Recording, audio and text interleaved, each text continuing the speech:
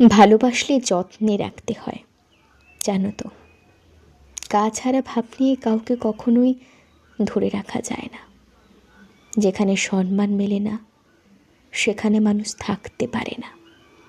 যে থাকার সে এমনিতেই থেকে যায় না, তাকে আঁকলে রাখতে হয়, যত্ন করে বুকের কাছে রাখতে হয়, সময় দিতে হয়, মানুষটার মন বুঝতে হয়। প্রভুভক্ত কুকুরকে 3 বেলা ঠিকঠাক খাবার খাইয়েও যদি তাকে কেউ অবহেলা করে, সেও কিন্তু তার চির চেনা স্থান পাল্টায়। সেখানে তো আমরা মানুষ মাত্র। অযত্নে অবহেলায় দূরে ঠেলে দেওয়ার পরও মানুষটা থেকে যাবে, এমন আশাটা করা বড্ড বোকামি, জানো তো।